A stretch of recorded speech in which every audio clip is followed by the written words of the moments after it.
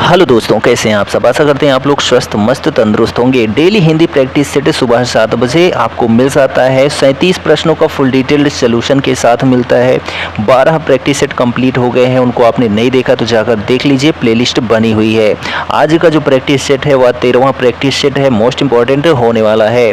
तो चलिए आज का सेशन स्टार्ट करते हैं। फर्स्ट क्वेश्चन देखिए आपके लिए, हिंदी भाषा में ह्रस्व स्वरों की संख्या कितनी है। ह्रस्व स्वरों की संख्या जो है वह कुल 4 है। कितनी है? तो 4 है।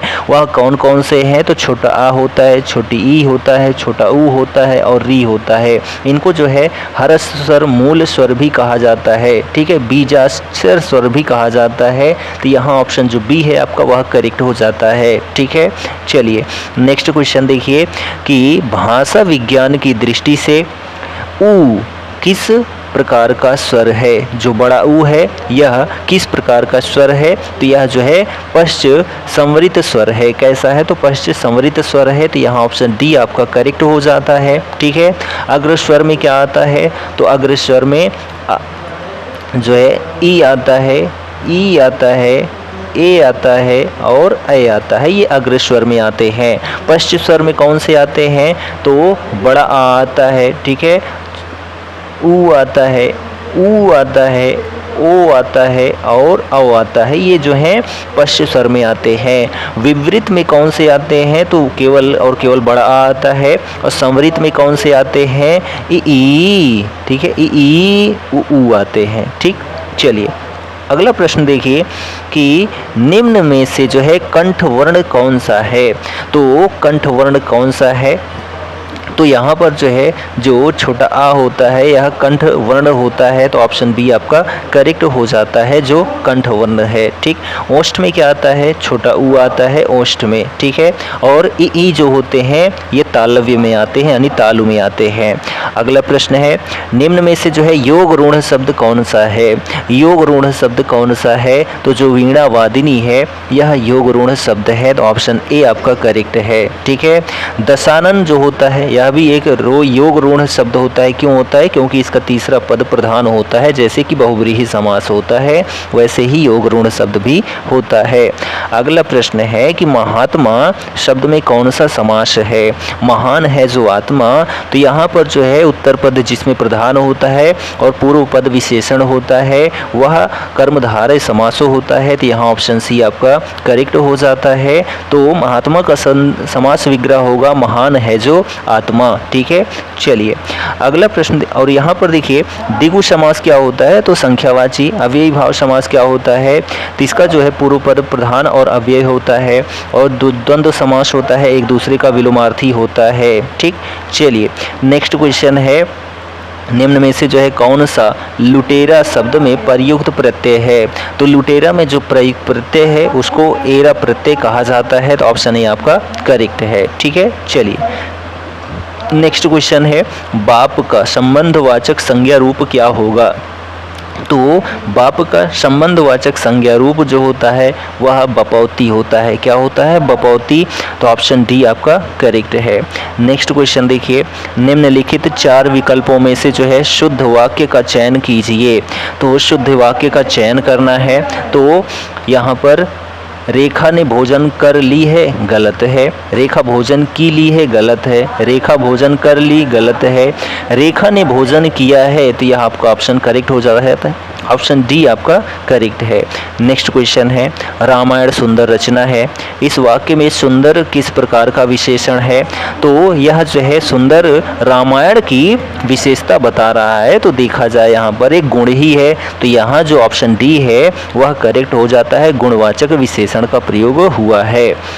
नेक्स्ट क्वेश्चन देखिए, निम्नलिखित प्रश्न में 4 विकल्पों में से जो है उस विकल्प का चयन करना है जो क्रिया के भेद वाला सही विकल्प है। यहाँ पर वाक्य दिया गया है, राधा ने गाय को चारा खिलाया। तो यहाँ पर जो है किस प्रकार की क्रिया का प्रयोग किया गया है। तो द्विकर्मक क्रिया का प्रयोग किया गया है।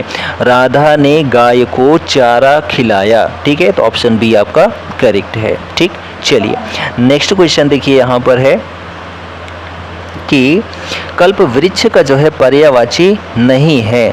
तो कल्प वृक्ष का जो पर्यायवाची नहीं है उसका नाम है अमृतत्व। क्या है? अमृतत्व। यहाँ ऑप्शन ए आपका करेक्ट है।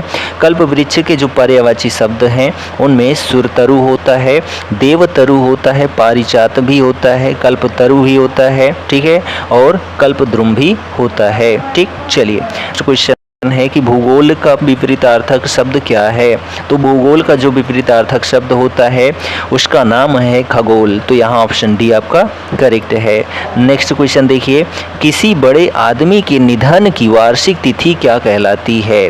किसी बड़े आदमी के निधन की वार्षिक तिथि क्या कहलाती है? तो उसको पुण्य तिथि कहते हैं। तो यहाँ ऑप्शन सी आपका करेक्ट है। ठीक है, चलिए नेक्स्ट क्वेश्चन देखिए, जो व्याकरण अच्छी तरह से जानता है उसको क्या कहते हैं? तो उसको व्याकरण कहते हैं। क्या कहते हैं? व्याकरण कहते हैं, जो व्याकरण अच्छी तरीके से जानता है। अगला प्रश्न है यहाँ पर कि उसने टेढ़ी चाल चली वाक्य में जो है कौन सा कारक है?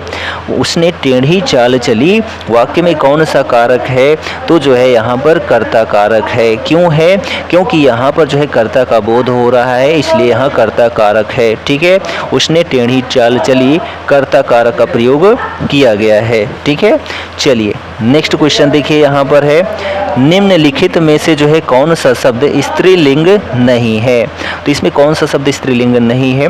संतान होती है तो जी बिल्कुल स्त्रीलिंग है, सवारी होती है यह भी है, बुलबुल होती है यह भी स्त्रीलिंग शब्द है, लेकिन भेड़िया होता है तो यहाँ पर जो सी है ऑप्शन करेक्ट है। जो भेड़िया है यह स्त्रीलिंग नहीं है, पुल्लिंग शब्द में आता है। ठीक है, चलिए अगला प्रश्न है कि छंद का नाम बताना है।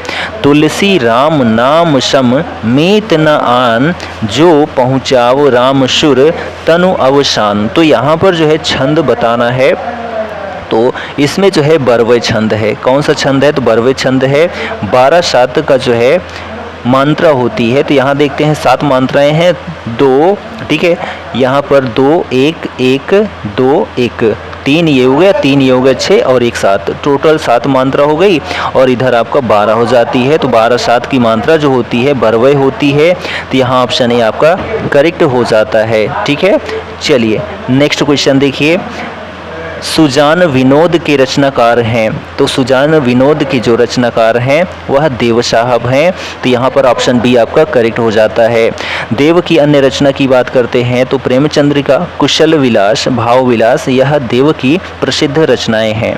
अगला प्रश्न देखिए, राम खाता होगा किस काल का उदाहरण है?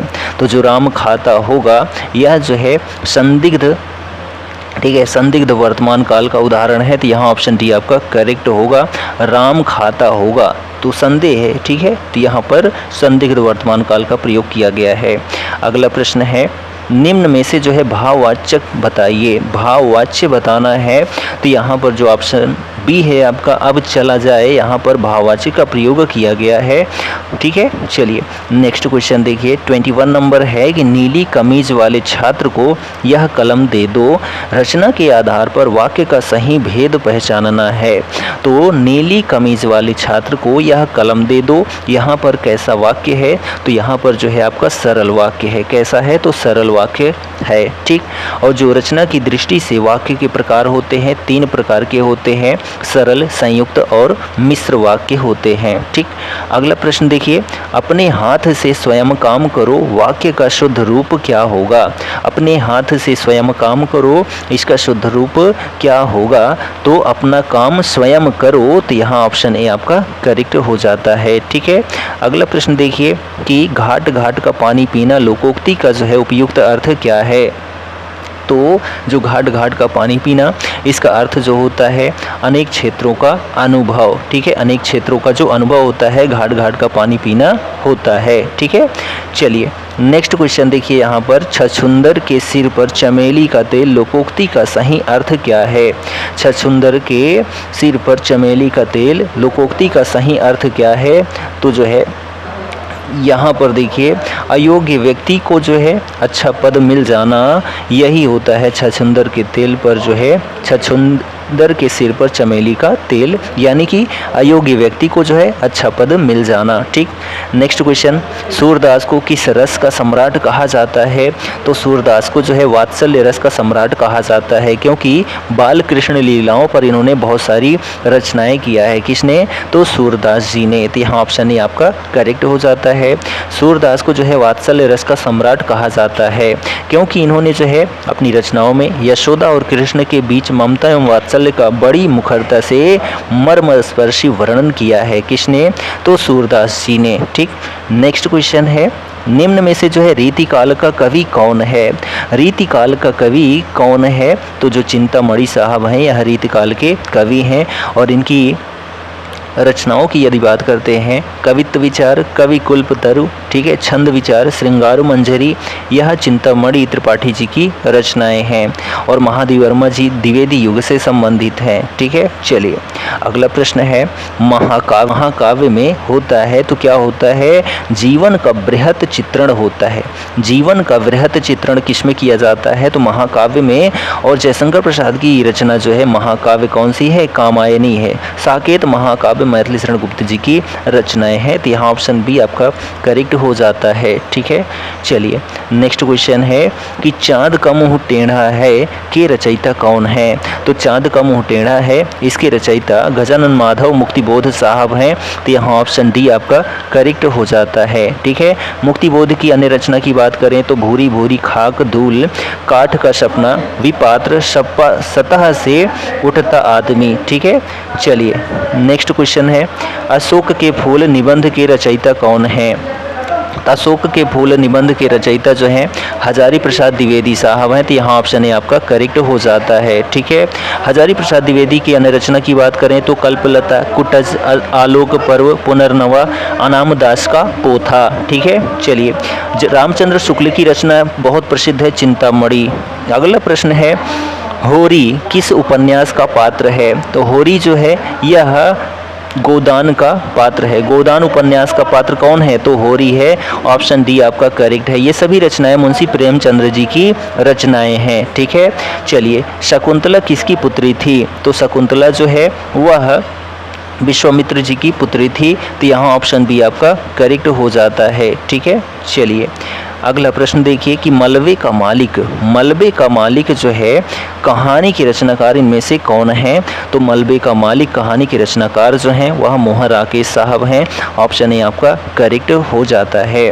ठीक है। चलिए नेक्स्ट क्वेश्चन है, किस वर्ष साहित्य अकादमी पुरस्कार नहीं दिया गया था? तो यहाँ पर जो है किस वर्ष साहित्य अकादमी पुरस्कार नहीं दिया गया था? तो जो ऑप्शन डी है 1962 में साहित्य अकादमी पुरस्कार नहीं दिया गया था। 1955 में जो है माखनलाल चतुर्वेदी को जो है हिम तरंगिणी रचना के लिए साहित्य अकादमी पुरस्कार दिया गया था।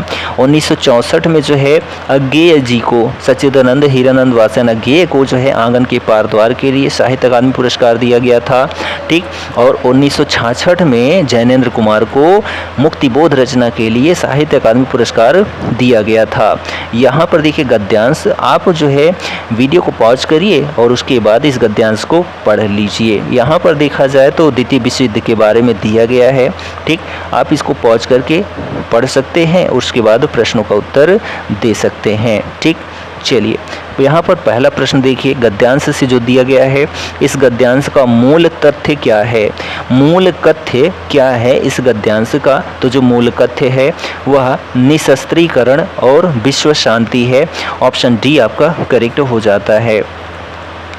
नेक्स्ट क्वेश्चन है कि भयंकर विनाशकारी आधुनिक शस्त्रास्त्रों को बनाने की प्रेरणा किसने दी थी? तो किसने दी थी? तो यहाँ पर जो है जापान पर गिराए गए एटम बम ने, किसने?